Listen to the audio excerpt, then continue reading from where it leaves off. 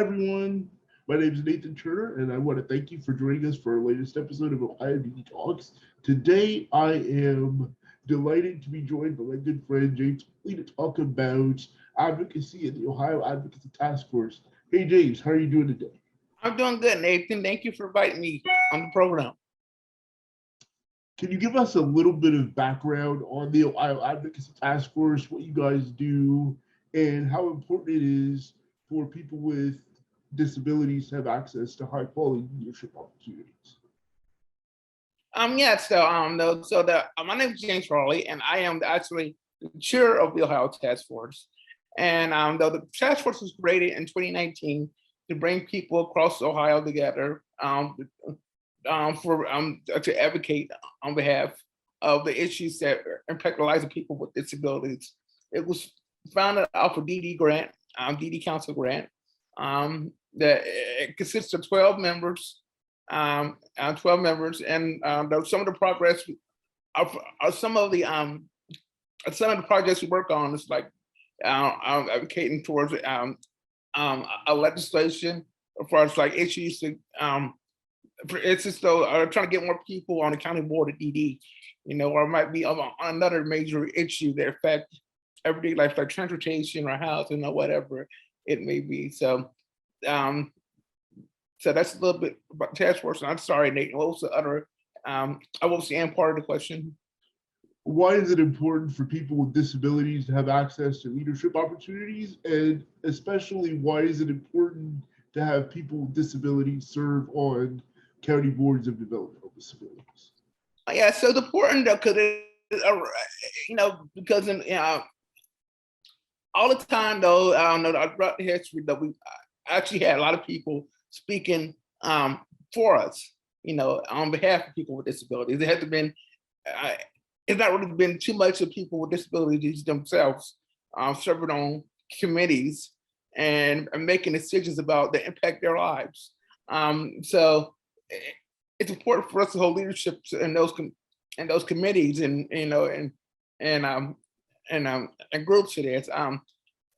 And then you make a point about the county boards of DD. That's a perfect example. The county boards of DD give services to people with developmental disabilities, but most of the time throughout, and most county boards to today still don't have a person with a DD, have a person with a developmental disability serving on the county board of DD, and that's just not, that's just not right, especially in the year 2022. That if the county boards are giving services to people with DD, then we should have somebody that has a developmental disability that's serving on the board of DD. And a good friend of mine always say, "I'm not. There should not be nothing about us without us. It should always be a representation for people with disabilities and making." Especially when it's gonna, especially over an agency that's gonna govern their lives for, so yeah. And I also hear advocates in the disability community talk about the importance of having someone with lived experience that is responsible for the monitoring and the oversight of services in the disability community. Do you have any thoughts about the importance that people with disabilities would play in terms of the monitoring and oversight of services and how they might change? Yeah, Nathan, because you just brought up a point though. Who knows better about services than actually a person with developmental disabilities? Though, so it's very important to get their input and their insight. Because because that that you got to have their perspective at the table of somebody who's actually lived the experience, going through the experience. For instance, who knows better about what type of support staff or what type of support that individuals need than a person that receives direct support care at home, and other similar situations, So that's why the perspective is very important. It is because we can, because for so long in the past we had outside professionals outside the DD field, like doctors and medical, and like doctors and others, make a calculations that they think it was best for us, and just not true, and they try to lump us all together. What's what's what works well for one doesn't always work well for the other, for everybody else. So that was very important that we find out that we have a diverse set of ideas and voices at the table, when it comes to um, people, with people with DD. Excellent point, James. I often hear people with disabilities or without disabilities talking about seeing a person with a disability and having certain conceptions about what they can and can't do. And I'm wondering, yeah, is that also a driving force behind or a motivation behind the work that the task force is pursuing? Yeah, for so long though, the people like to tell us what we can and can't do. And I'm gonna give an example. I know an individual. Not too long ago. She was applying. She was getting help through the Department of DODD to help find a job, and her job coach told her that she doesn't think that she can do that job because of her disability. And though that she had the advocate on her behalf, and I say, though that we just can't say, that you can't tell people what we think, that that if she wants to pursue a role at a hospital, then that she should be allowed to do that. She can do it though. It's not for other people to tell us what we can't or can't do. Because most of the time they're wrong. We are totally capable, just like anybody without a disability, to do almost everything else, and to do almost anything that a normal, I can do almost anything that another person can do. So that's just, so that's what we got to, I have society, help society to understand, is that, that we're equally are capable of making decisions about our lives, just like anybody else or any other group, will make a decision about their lives. A good example that people use a lot, though, is that on, on a board of veterans, so you wouldn't have a board of veterans without a veteran sitting on the board, right? So why would you have a board of DD without somebody with a DD sitting on the county board of development and sitting on the board? So yeah, that doesn't make really that much sense, right?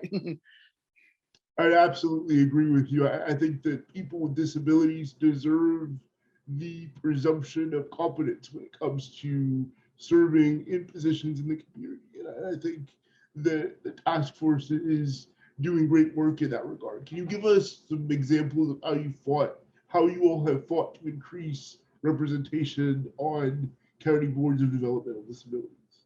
So what we've been working on right now is a legislative,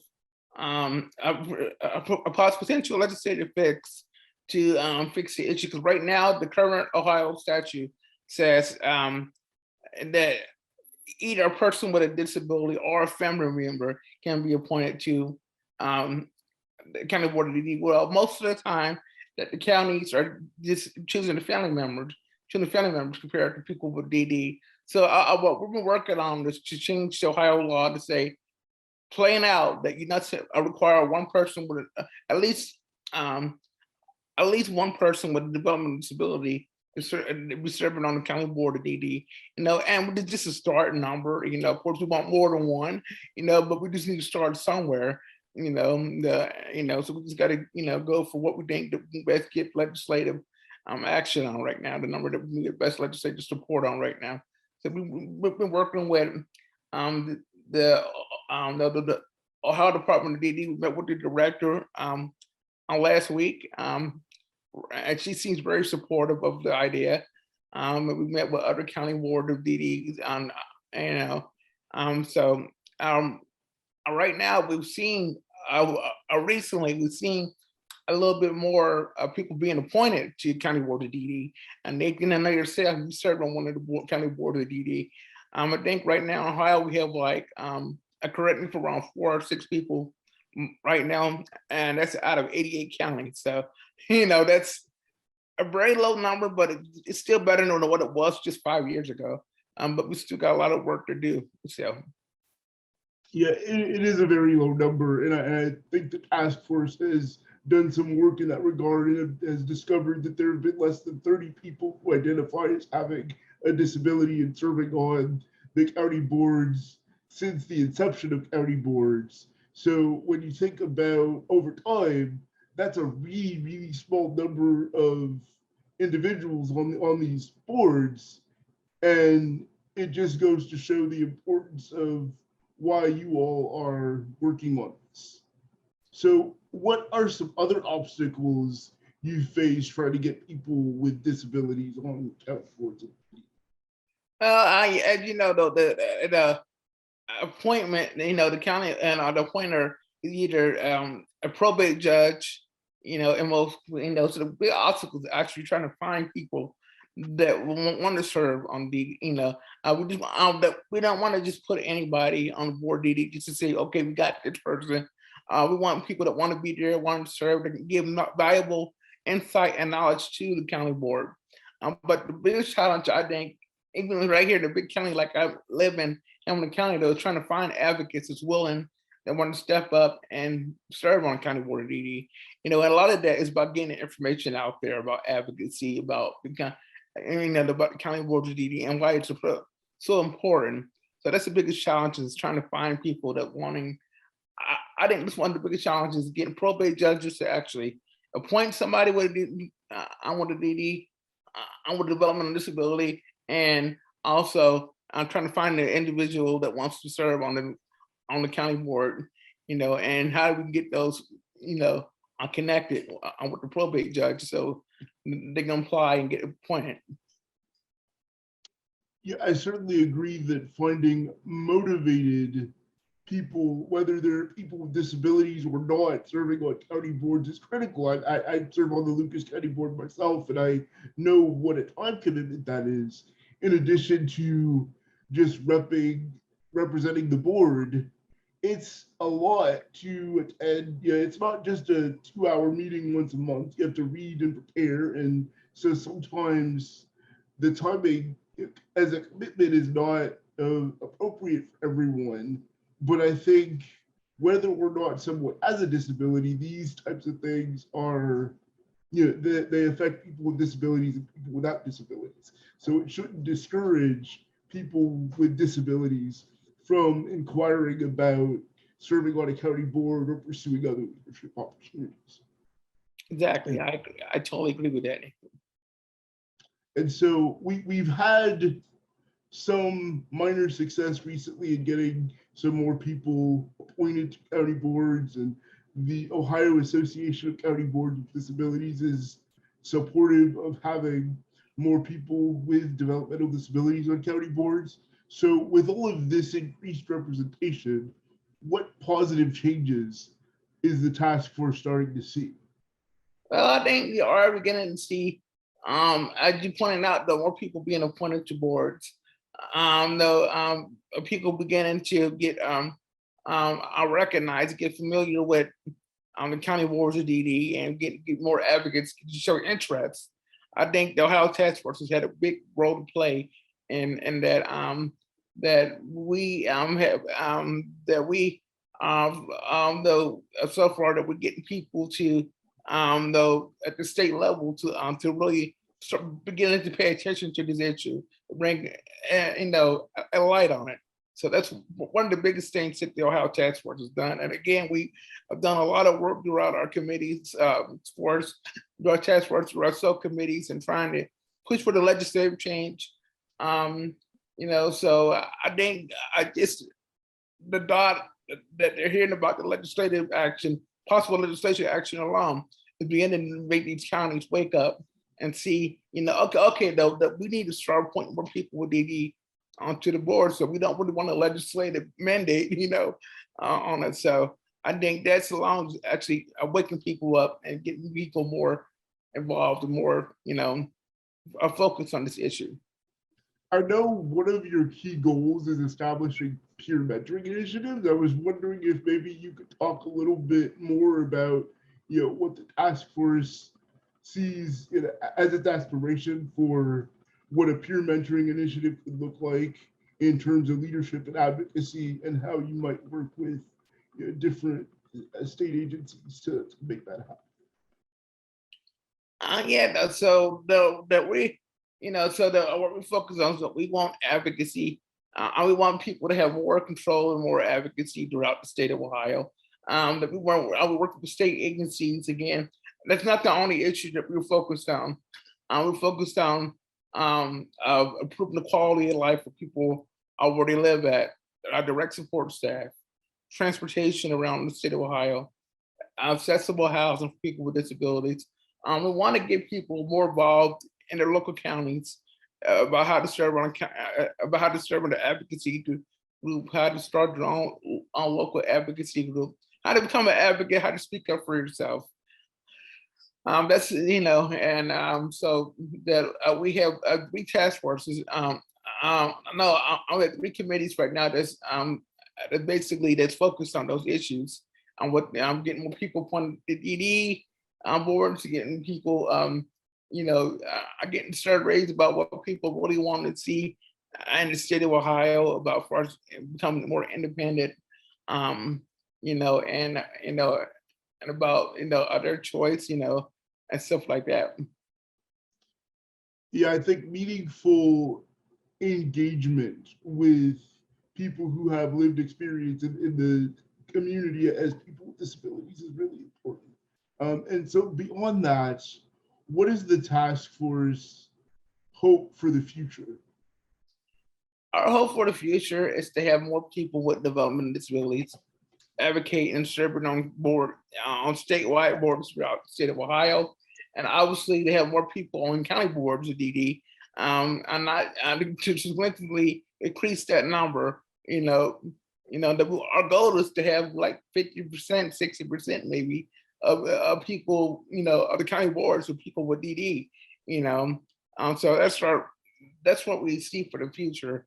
And it's one of our biggest aims for the future is to get more people involved in advocacy throughout their communities and throughout the state of Ohio. You know, um, so that's one of the biggest things that we see. If people and organizations want to support your mission, how should they get involved? Yeah, that's they want to support our mission though that you can uh, our mission though, so you can go to our website at the Ohio Task Force. Um, yeah, the Ohio Task Force, our website, and you learn all about the Ohio Task Force, and that you can learn about what we're doing, and what we, and what our initiatives are, and and learn how you can possibly serve on the task force one day. So that, yeah. Excellent. We're getting toward the end of our time together, but I wanted to give you one last opportunity to say whatever it is you want to say about the task force and its initiatives and or what you see as your future goals. Yeah. Yeah, so though I think for me the task force has been very, very helpful and engagement throughout Ohio. I like the idea of bringing advocates together from throughout the state of Ohio together for one common goal. And that's to increase independence for people with developmental disabilities. That's the main goal of the task force is to increase the independent, decrease the amount, to have people live more independent lives, and it's all tied together. It does for having more people on the developmental disability on boards of DD, because they make decisions that may impact that, to having people that serve on DD council and serve on other statewide committees that may impact our lives. That we want to we want the state legislature to know that people with DD is here. We're a voting block in Ohio. You need to listen to our that you need to take our issues seriously, and that and we and that we want to make an example so that that people in other parts of the state they can come apply for the DD council, or they can start their own advocacy group or get involved in their own county. So that's our goal. Our goal is to have a more independent Ohio for people with developmental disabilities. Well, thank you so much, James. Thank you for your time. It was a fascinating discussion on advocacy in the Ohio Advocacy Task Force. It's been my absolute pleasure to do this alongside you for the past year and a half. I think we're really making great strides and motivating people to inquire more about leadership and service and advocacy in the disability community. And really, I think you all are absolutely incredible and wonderful friends of mine, and I can't wait to see what the future holds for the task force. Thank you, Nathan. I know I really appreciate that, Nathan. I thank you, and I myself is looking forward to the future and a positive future of that for people with for people with developmental disabilities throughout Ohio. Absolutely. And I want to just take a quick second to thank everyone for listening for our podcast today and remind you all to share your stories with us on social media. We do love hearing from them, and your stories occasionally inspire future episodes. So do connect with us on social media and tell us more about your stories and what you'd like to hear. Thank you so much. Have a great month, and we'll see you soon. Bye-bye.